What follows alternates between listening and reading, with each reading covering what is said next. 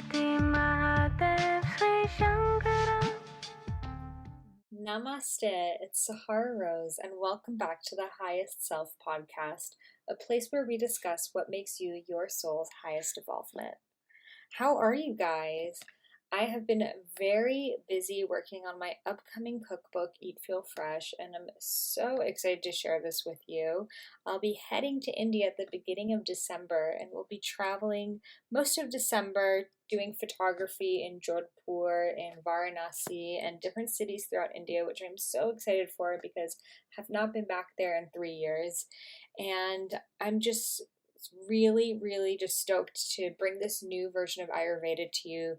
This book is going to have my view on Ayurveda, which is not the exact same as traditional Ayurveda. So I'm really just excited to bring this whole new side to Ayurveda that you've never seen before, one that's modern, playful, young, contemporary, and just showing that Ayurveda doesn't have to look like just one thing. It doesn't mean that you have to only eat Indian food or you have to even just eat lentils or grains or any of that stuff. In fact, I'm going to be having paleo recipes, autoimmune protocol recipes, all sorts of things done with an Ayurvedic perspective because I don't believe that Ayurveda is a diet, but rather a guideline to look at your food. And I'm making most of the recipes tridoshic. So, one of the biggest questions I get from people is, well, how do I cook for, my family? My husband is a Pitta and I'm a Vata and my kids are Kapha.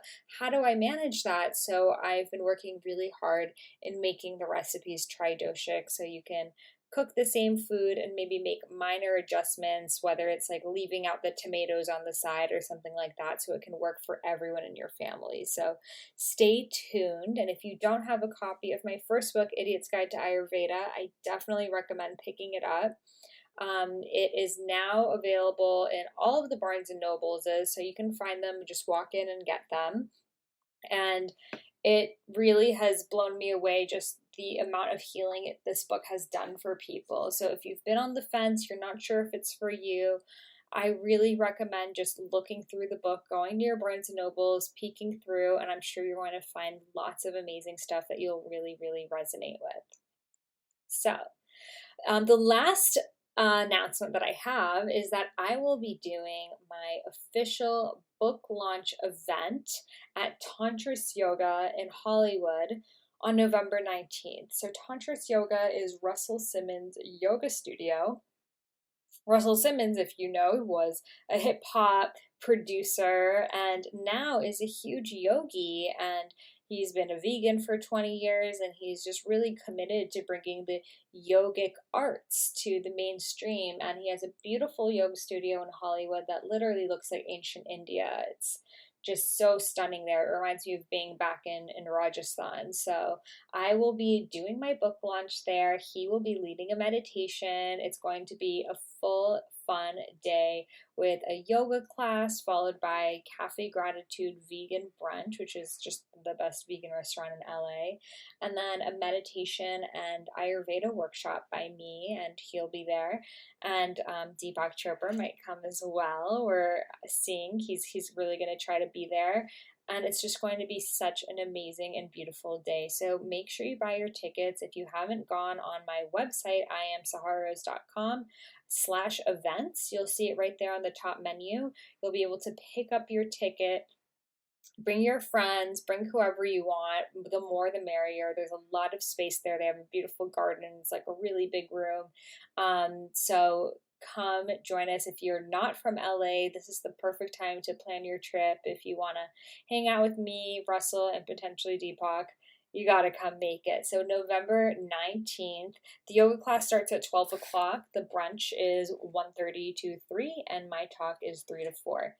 So I'm so excited to see you there, and I will be planning a New York book launch at the Deepak home base, which is above ABCV restaurant, probably in February, though that is not finalized the dates, but there will be a New York book launch as well. So I'm so excited, whatever coast you're on, to spend some time with you. Now, let's get to this week's podcast episode. So, the Almost 30 girls are literally amazing. I was interviewed for their podcast a few months ago now, and since then, we've become super, super good friends. So, the Almost 30 podcast is inspired by life's transitions and just really transitioning between your 20s and 30s, because as we know, these 2 decades are so different, but they really make it fun and just inspirational, and they're hilarious. You're going to hear them throughout the podcast. They're just really funny, down to earth girls, but also really like passionate about educating people about spirituality and wellness and alternative therapies. And I mean, they have amazing speakers come on their podcast, like me, of course, but Alexandra Roxo and Sophie Jaffe and so many great people that I just absolutely love are on their podcast. So for me, listening to it is like, oh yeah, like hanging out with the crew. And like these girls really just keep it real. They keep it raw. They're unreserved, which is what I really like about them. It's not like one of those podcasts that feels really scripted or like they wrote out all the questions before and it's like they just flow. So this episode is us flowing. They came over to my house and we were. Welcome, girls. I am so excited to have you here on the Highest Self podcast. This is such a treat that I am now able to interview you. And this is my first interview that I've done with someone who's interviewed me, and now I'm interviewing them back. So I'm so grateful to have you girls here. Yeah, we're so excited. We're actually very high up right now, and I'm like in heaven. We're in Sahara's penthouse. It is so beautiful, and we're so happy to be here. We loved interviewing you, so we feel lucky to be on your podcast. Oh, well, thank you so much. And the first question that I ask to everyone that comes on is, what makes you your highest self? What makes me... And this is Krista talking. This is now. Krista. So this Yes. is Krista. I have like the less sexy voice of the two of us. But what makes me feel like my highest self would be being authentic to who I am. So just being completely myself and not really feeling influenced or impacted by other people's opinions, and just always being true to myself. Beautiful. It makes me feel. That's a good one. I feel like my highest self when I am sharing my talents in a like authentic way.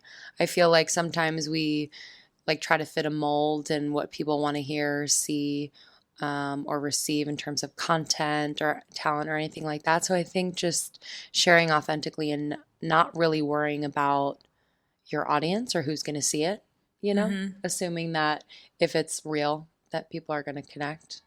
Absolutely. And what I love about the niche that you guys have created that I have never seen before is you take wellness, spirituality, this world, and you make it super funny and relatable and grounded. And I think like that's what the world needs right now. So I'd love to hear about your journey of how you came up with Almost 30 podcast and how basically you discovered that this need is needed to be there and you will be the ones to fill it up. So I don't know if we're necessarily the ones to fill it completely up, but thank you. That means a lot. That's really what we mean to do is take the world of LA and kind of what seems to be unattainable or unapproachable or hard to digest in health and wellness and make it funny and fun and interesting. Because if we're not laughing or having fun, it's kind of pointless to us.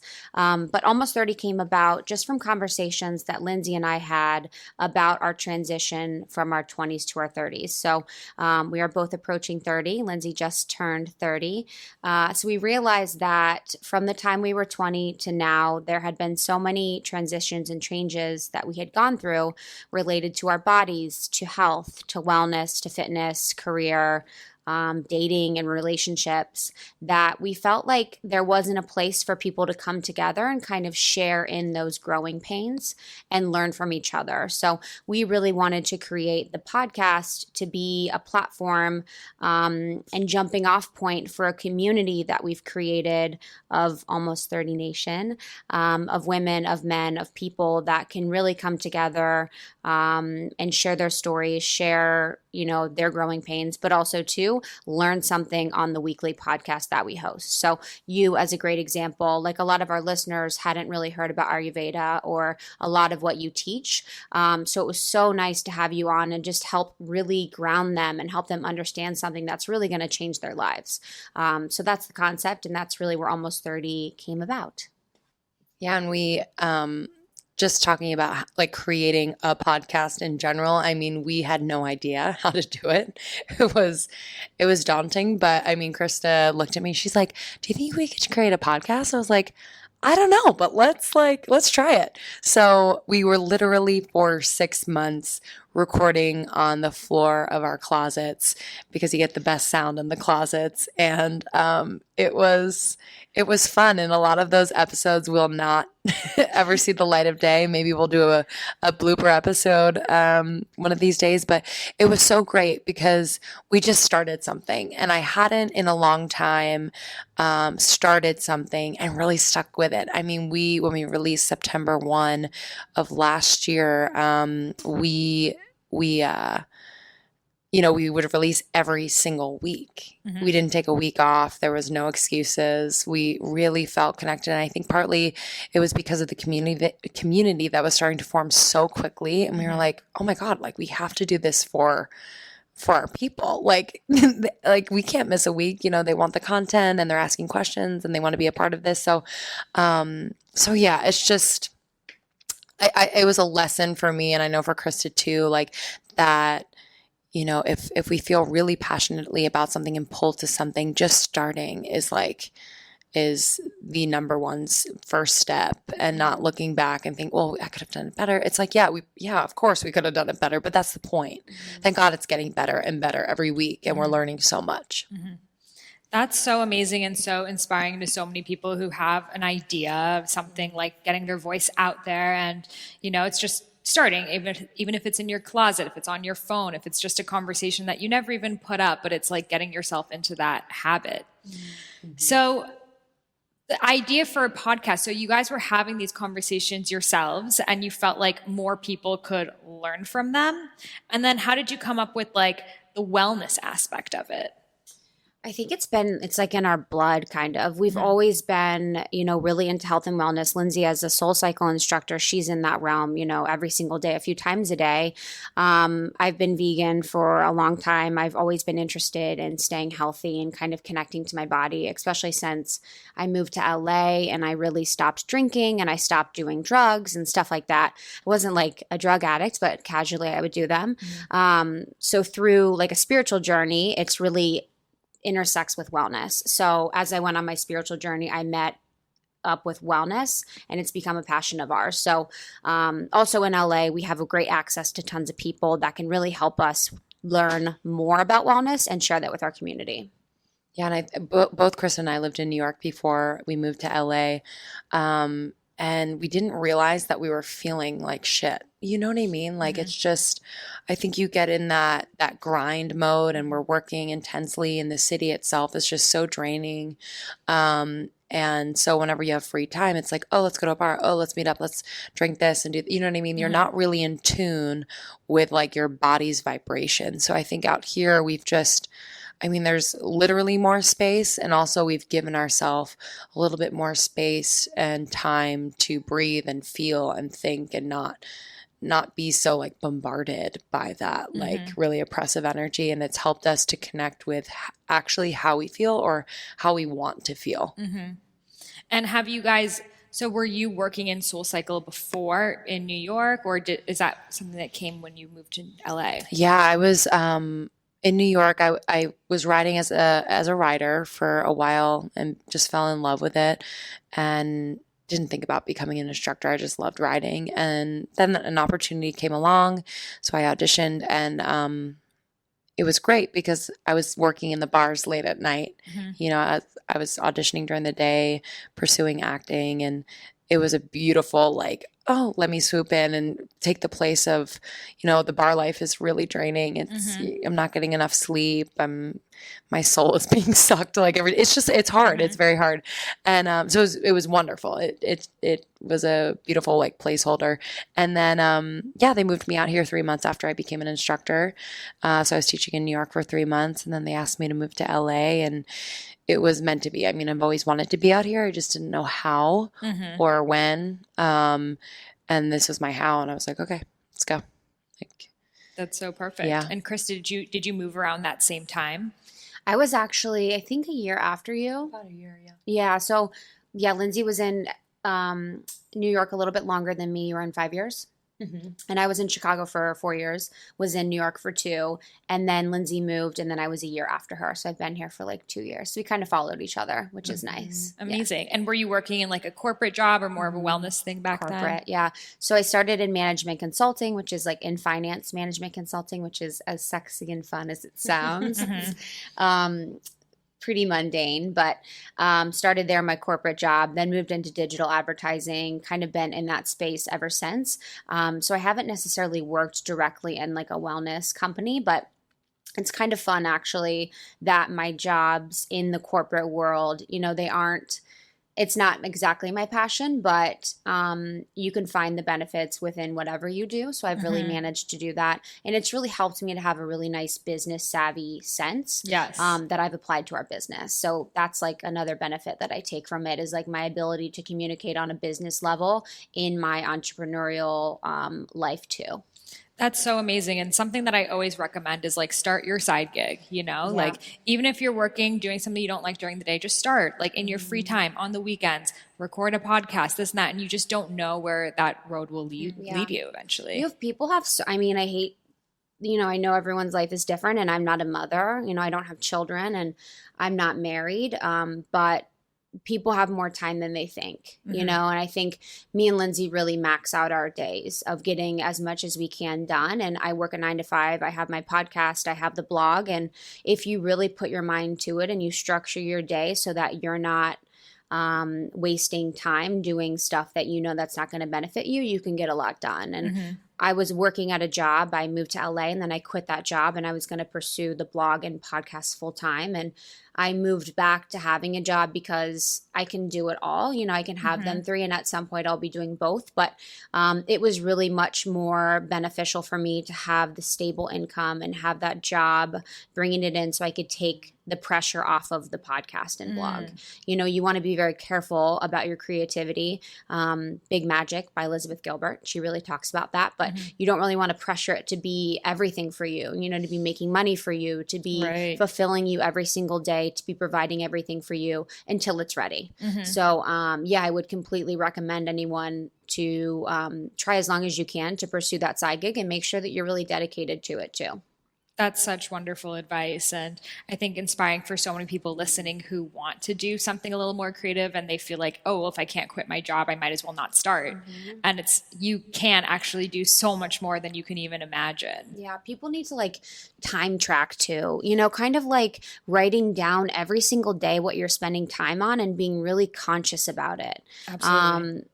Maybe you're going, like a lot of people, if you're going to bed too late, you're going to bed at midnight. What are you doing from 9 p.m. to midnight? A lot of people maybe are doing something productive, but it could be TV, it could be Instagram, it could be something that you could really learn to like cut out of your day, Absolutely.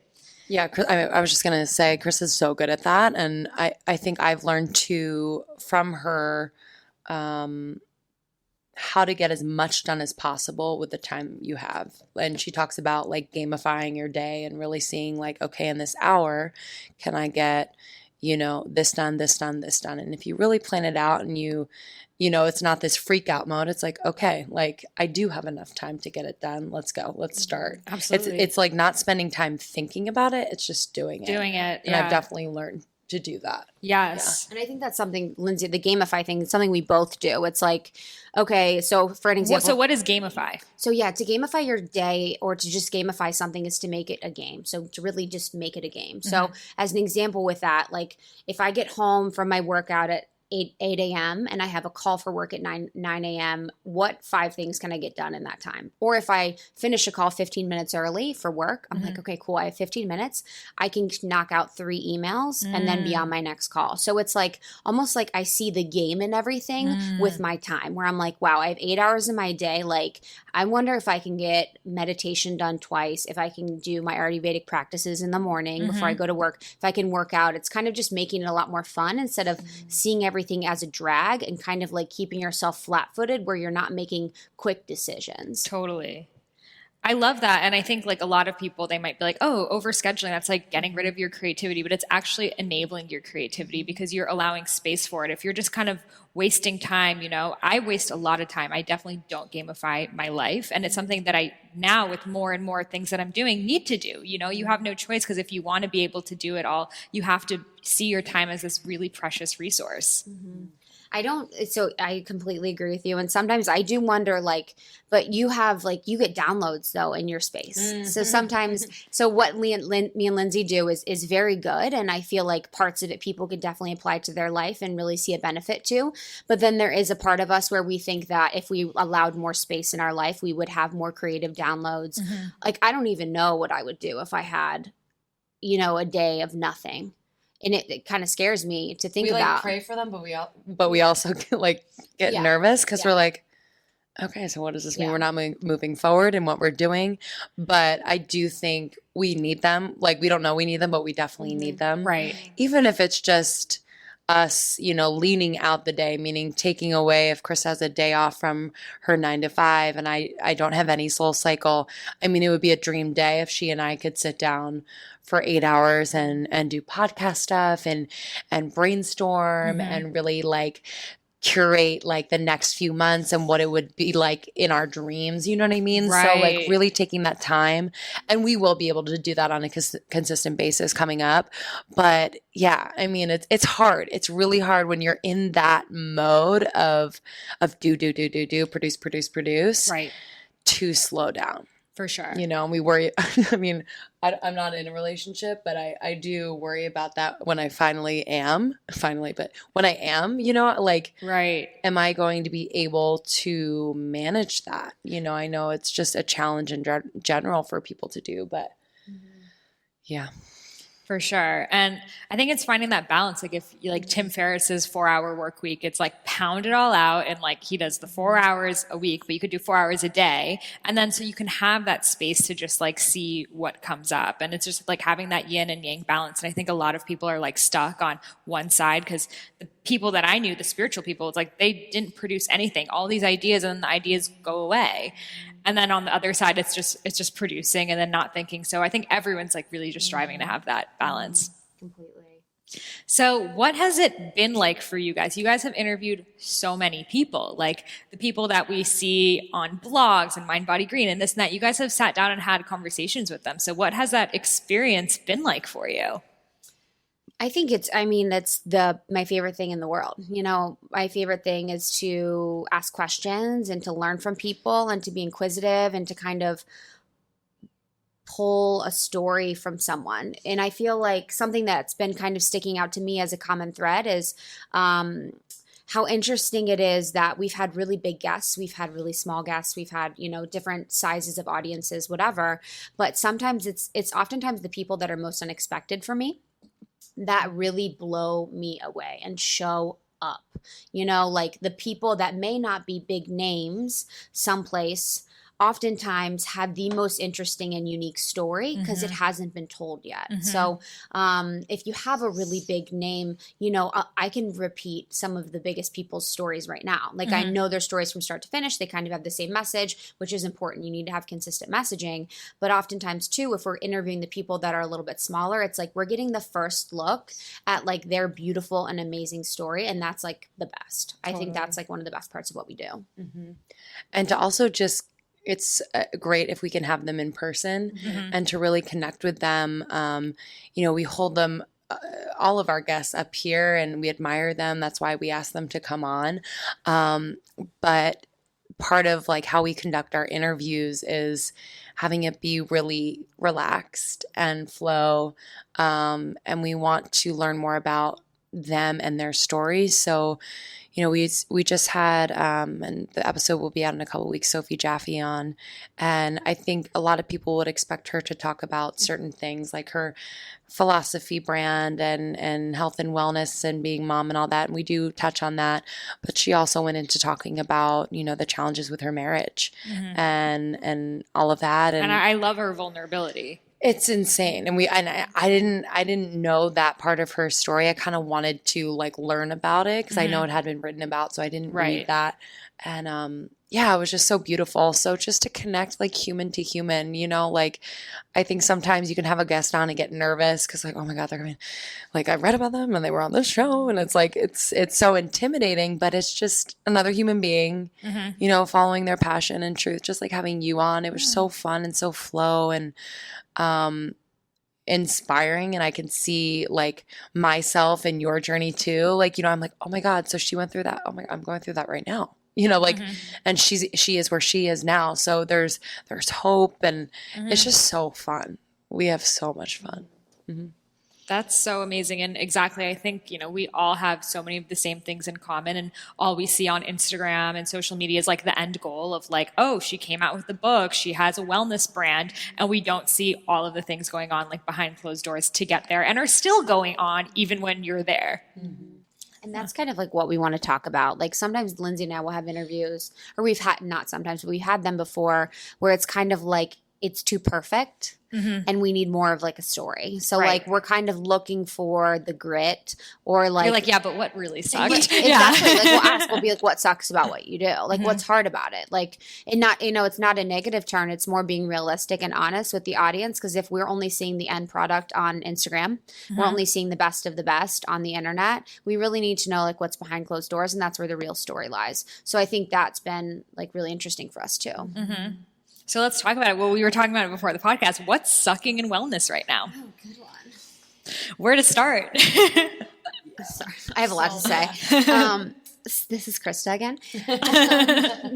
Write this down. I've been thinking lately, like it feels like I can never stop. So I'm like there's always something. You know what I mean? There's a never enoughness that's a little frustrating, where I'm like, okay, well, I just got this done, but I want to get this done. Like, there's 100 million beauty treatments. There's 100 million like products, vitamins. Like it just is a bottomless pit. And like in LA, it's amazing. And we're so lucky that we're inspired and around people that are so health conscious. Like every time I leave, I'm like, I just need to be around my people that get it, that respect their bodies. But then there is a limit where it's kind of becoming unapproachable and unattainable. There's like a part of wellness that really you just can never get there. Everyone's doing more than you, or someone's buying more of whatever than you. And it's just a little hard. For sure. Yeah, and I think there's a lack of balance. I think we become so obsessed with the products and the practices and the programs.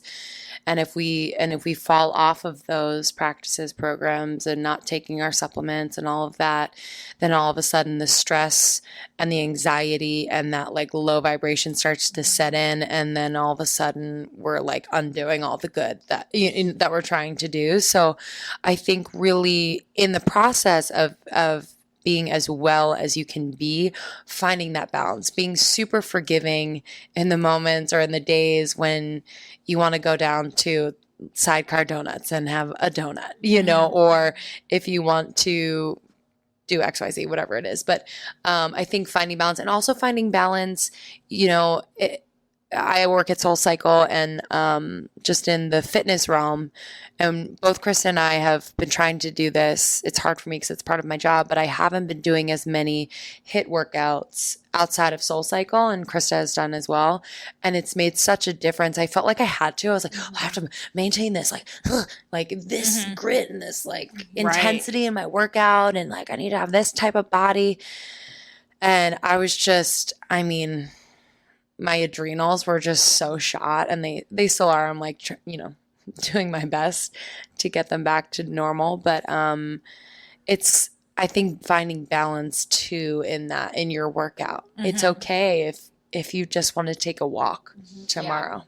If you want to just do an easy yoga flow. I almost like on days like yesterday, I didn't work out at all, and it was really nice, but I almost hear my body being like, thank you.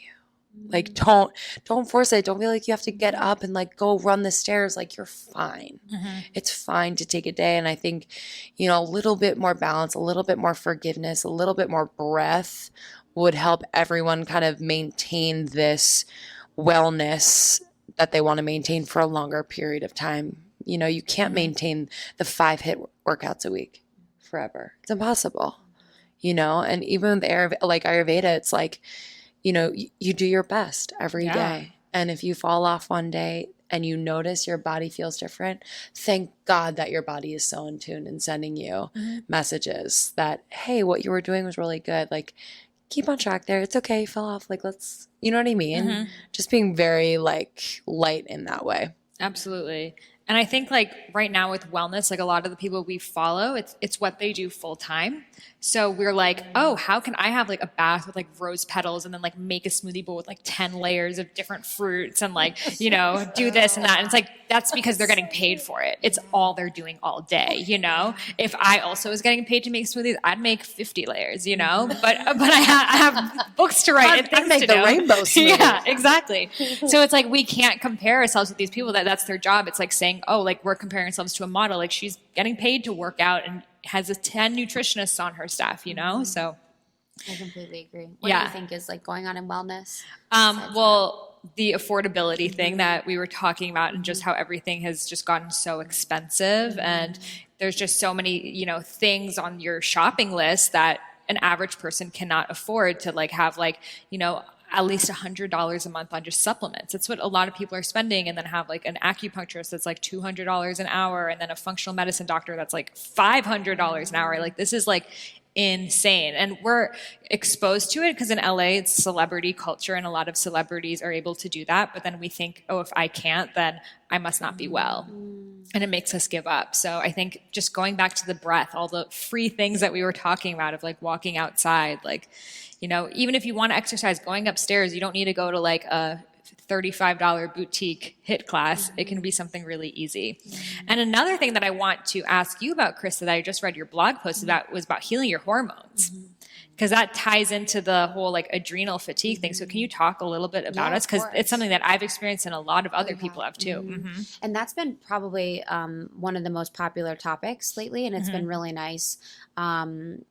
It's really nice for me as a blogger to write a post that comes really freely. So I recently on my blog, 100 blog, HUNDRED blog.com, wrote a post on how I healed my hormones naturally, and it just flowed and it felt really good. And then it resonated really well with people. So that's like a little reminder for me as a blogger. But anyways, so a year ago, I got diagnosed with I'm really estrogen dominant, so I have higher levels. And I listened to your podcast episode with your friend's mom. Was that her who did the testing? Because I just did. I haven't sent it in. The saliva cortisol test. Okay, I'm so excited. No, a doctor gave it to me, so I'm really excited to see. I'm so excited to see your results. Let me know what they are.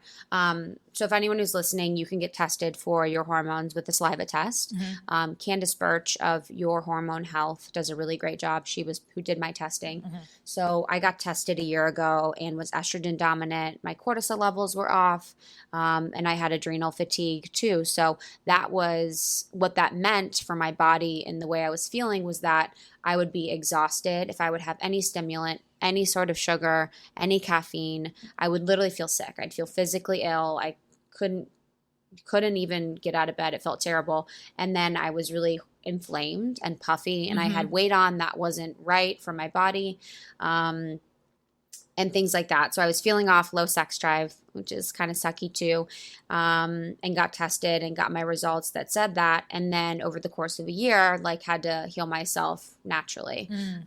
There's ways that you can do it, I think, with medicine and drugs, but I'm not exactly sure what they are because that wasn't an option for me. So what that meant for me, and especially with adrenal fatigue, and what adrenal fatigue is your adrenals sit in your body and they're responsible for like levels of energy or adrenaline that's released in your body that keeps you awake, keeps you going. As an example, if you get in a car crash, your adrenaline's going to hit. So your adrenals will release a lot of adrenaline within your body that keeps that fight or flight. So you'd be ready to run or you'd be ready to do anything. And also caffeine releases adrenaline from your adrenal fatigues too, from your adrenals too.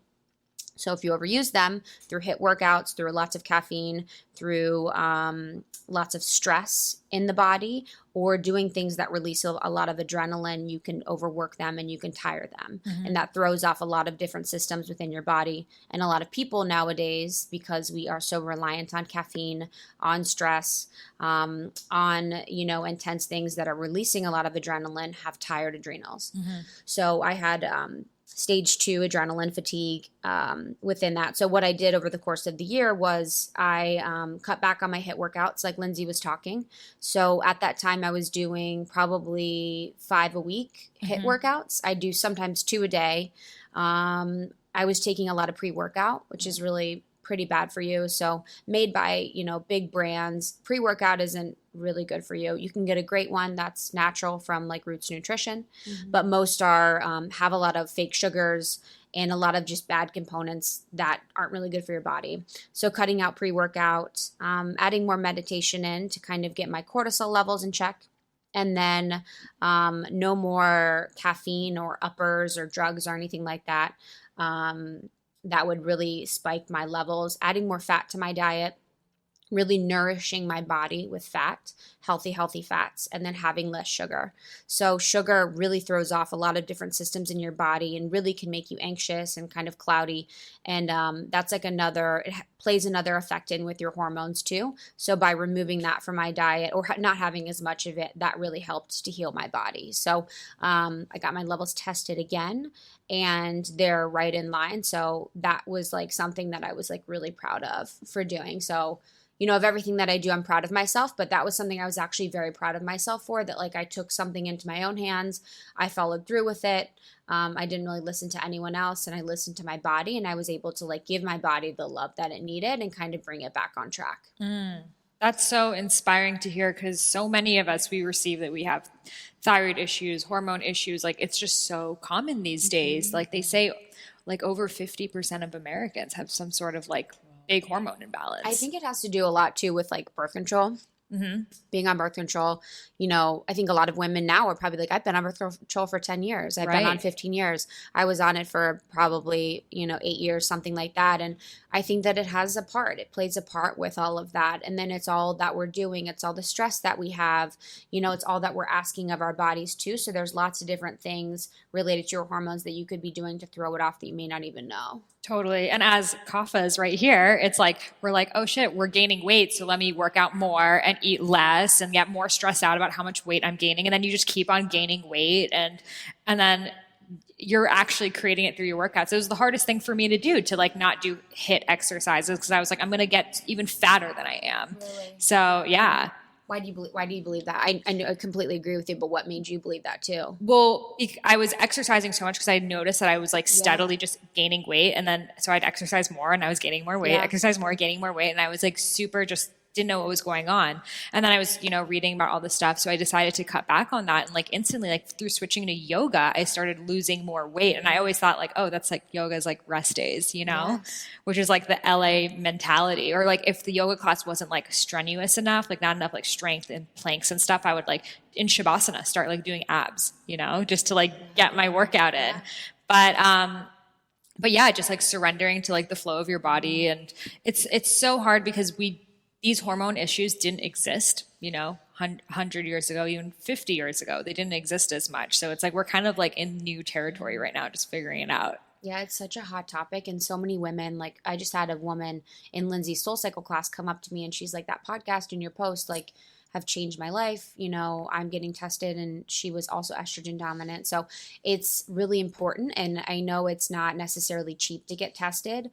It's not thousands, it's not going to kill you, but kill you money wise. But I think and your really doctor important. can do it for free with insurance if you ask them. Oh, can they? You have to like really demand, not cortisol, but your hormone levels. Like I was just like, I need to get this checked. They're like, if you're not trying to get pregnant, who cares? Shut up. I'm like, oh, so hormone balances don't matter until you're trying to get pregnant, because then I can get IVF done. So I like force them, and they'll do it. Okay, good. So then do that. Get tested.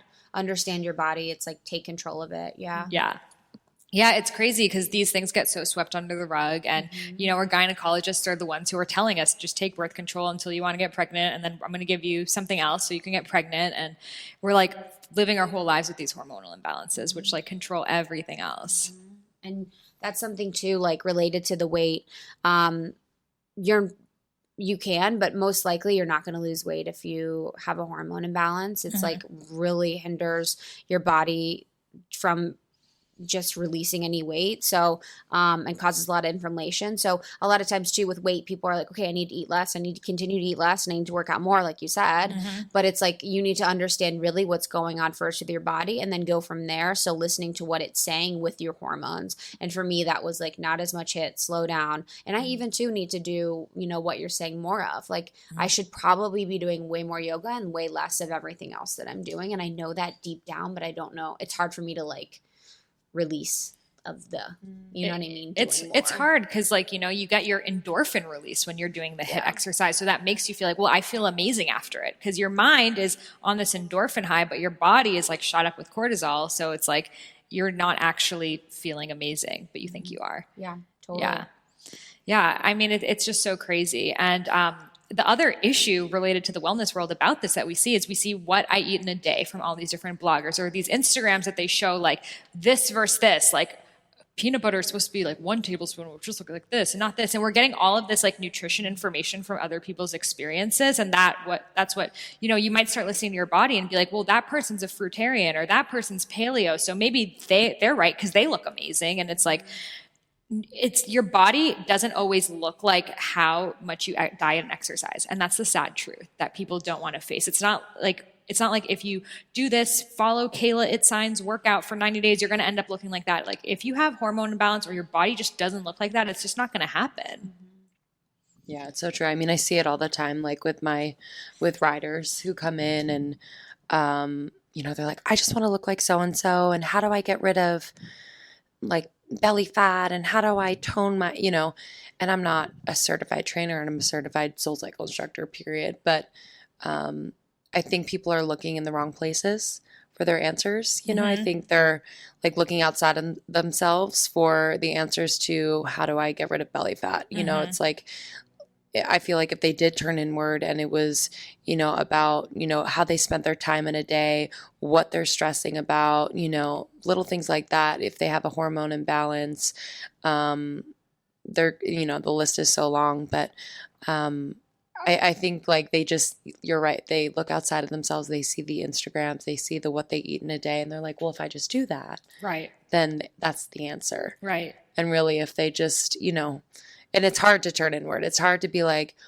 oh yes, so I only sleep 5 hours and I get up and I have like, my cinnamon toast crunch, but it's good because it's like gluten free and you know what I mean? Like just little things. But if you dissect your day and really get down to it, exactly, you'd see there would be a lot of answers there as to why you're feeling the way you're feeling, why you're tired, why you're not losing weight, why you're feeling anxious. So yeah, the hard part's like turning in. Totally. And I love, so there was this novel that came out. It's like Fitness Junkie or something. And it's like a novel about the different types of fitness in LA and like the kind of people who go there. I haven't read it yet, but like you guys should read it too.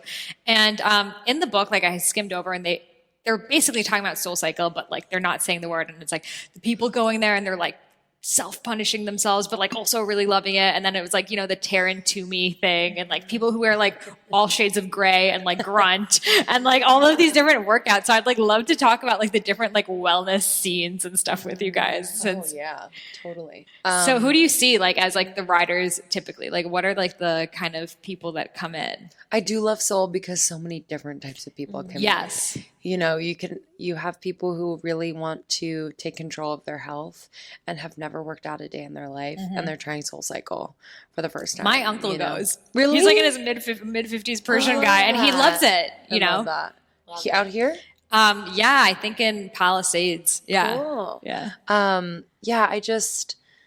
SoulCycle is amazing because there are so many different types of people. I think, there are some people that come like 5 times a day and it like makes me sad because I don't, you know what I mean? It's a lot. And I think people depend too much sometimes on that. I think of it as an escape. Sometimes there are days where I'm like, oh, I just want to get in that room and like, escape what's going on right now. But I think it is only that to some people. And I think that can be, I don't know, a little dangerous. Because the body starts to depend on that like adrenaline. Right. So that when they're not in that room, they experience this like severe low. So, sorry that like took a weird turn, but, I think, there's definitely a scene, and it's expensive, and the clothes are expensive. I love the company. I think the company is amazing in what they stand for, but it is a high-end workout. And what's beautiful is that we're offering scholarships to kids downtown and, in inner cities. Like, they're able to come. Yeah, and a lot of charity rides, and it's wonderful. And we have a lot of, free rides for people. I wish more people could experience what we do in that room. Well, also, the amount of money people spend on going out and drinking and stuff could have easily gotten you a Soul Cycle ride. So it's 100%. like, what I love about it is it feels like you're like going clubbing. Like, you go in and like the vibe's going on, the music's on, and you're having fun. Like, I connect with music more in there or in a gym than I do at a nightclub. Totally. No, I completely agree. And then other LA scenes, I'm trying to think. There's like the Tarantumi thing, So we have you tried it? Yeah, I had it. I did it, and I loved it. It's like, so it's, if anyone's listening and they don't know, so Tarantumi, it's like sort of like emotional release and kind of like going through things in a physical way. Yeah. So you're using your body, it's all body weight movements, and you kind of are releasing whatever's going on through those movements. Repetitive. Yeah, and it's beautiful cathartic. And it's fun, and it's like, it's kind of, I've never thought about movement in that way. So that one's a really fun one. And that one's like kind of deep, less like surface. I think what's a scene is like the yoga scene. Oh, for sure. And the Kundalini scene, which I love. Kundalini. Like, I think it's amazing, but sometimes I feel a little alienated in the Kundalini community because I'm not like wearing a head, like a white headdress. Yeah. So I think that one's kind of a scene that feels a little bit unattainable for me if I'm not like wearing the clothes and doing the whole thing. And LA is such a yoga community that it's like, a religion For here, sure. Yeah, it's so funny because in LA, it's like the celebrities are like, oh, this yogi from Instagram, and like you recognize them, and it's like that's like who people follow. But I mean, it's better than like a drug addict on reality TV. So. So 100%. yeah, I mean, I'm like so thankful to be part of the community as much as it has issues. I'm like, well, thank God, like this is the stuff that we talk about. Yeah, you're so right. Yeah. That's so true. That's so amazing. So what are your guys' goals now? Like, what is next for Almost 30, and what direction do you see it going in? I see it like becoming like a TV show. Oh, cool. Yeah. I love that. Yeah, we've been thinking about that a lot lately as we just hit our year mark, and the growth has just like blown us away. And I can't believe it's just been a year. It's just been a year, and it's been amazing. So we've really started to think about long term, how do we want this to grow and in what way? And I think eventually we would love to have it be a positive media company. And there would be, different arms of it, ways in which that we can reach our community in a deeper, more personal way.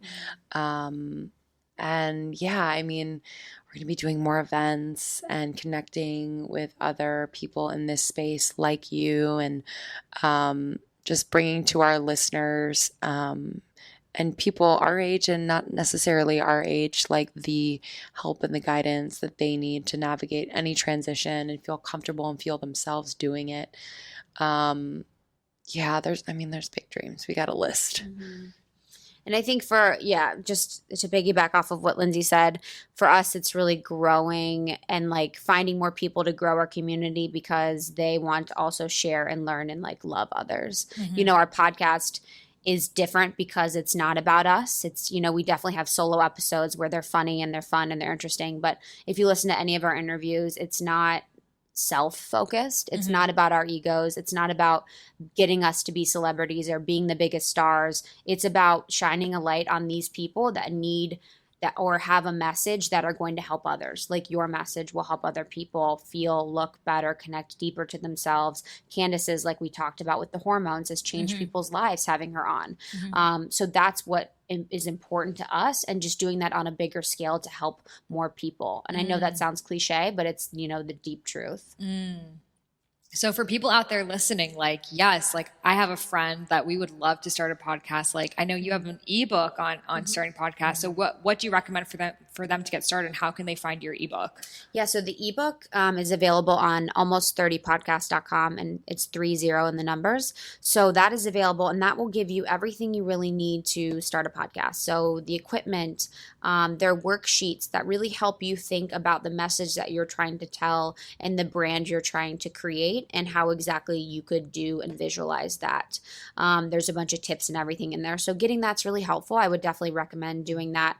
But at a base level, what I'd recommend is really going deep and thinking about what is the message that you want to share and how you will share it, and then practice recording yourself. So you can even do that on your phone through voice notes. Voice notes actually sounds really crisp and it's really great. So if you have an iPhone, it's available there. Or do it on, your computer with a camera, but just record yourself talking and kind of go through the process of trying to share whatever it is that you're trying to share, or talk about what you want to share, and practice that way. And then whatever it is, just dedicate yourself to it and just commit to it, because no one wants to see someone that, moves full steam ahead for 2 months and then quits whatever they're doing. What happens, completely forgive yourself and let that be. But, I think to me that feels like someone hasn't done the work internally to really feel out if that's the right fit. Right. So I would definitely recommend that. Right. And we have a lot of friends who have reached out to us asking us, how do you start? What do you do?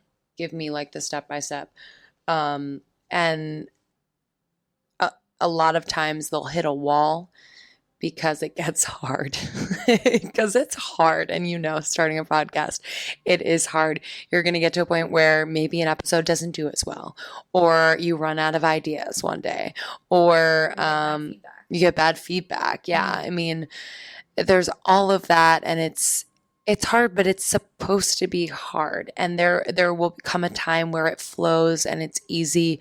But for us, it's really felt okay, the growing pains have felt necessary, and we've kind of seen them take us to the next level at every step. So just trusting that the beginning is going to be kind of messy. You're going to listen back and it's going to be oh God, but that's a part of it. That's a part of the whole process. And people love to see you grow. We have people come up to us all the time oh my God, I've been listening to you since the beginning, and the show's just evolved and it's gotten so even better. I didn't think it could. And it's just blah, blah, blah. And it's oh, and they love being on the journey with us, because that's the whole point. We're totally with you every step.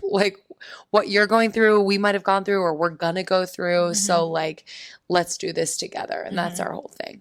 Absolutely. Well, I love that. And it's just as easy as just picking up a microphone and talking and hoping for the best. And, if you're vulnerable and you're authentic, you're going to find people who resonate with you. So where can people find you guys and connect with you? And I know you have upcoming events in September planned. This is probably going to go on after that. So do you have any planned in October or November? Yes. So connect with us on Instagram at almost30podcast. I was going to say .com at almost 30 podcast. And then website is almost 30 podcast. We have an event coming up in October called Sex, Love, and Other Things. And it explores sexuality and kind of our relationships with our body and sex. That's at Sage Wellness on Abbott Kinney, which will be amazing. So go to our website for more details on that. And then we have an event November 7th called Who Are You?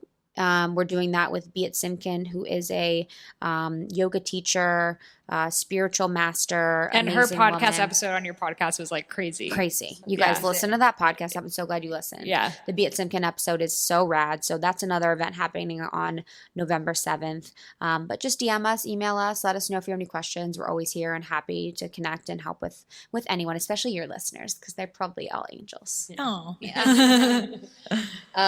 And like Krista said, we do we read every email, every DM. So if you want to have someone on the podcast, if you're dying to ask a question or talk about a certain topic, that's how we grow. That's how our show evolves. So yeah, always open and listening. Yay. Well, thank you guys so much. I want to acknowledge both of you guys just for, stepping into this unknown territory that can be really scary. And in 1 year, just creating so much growth.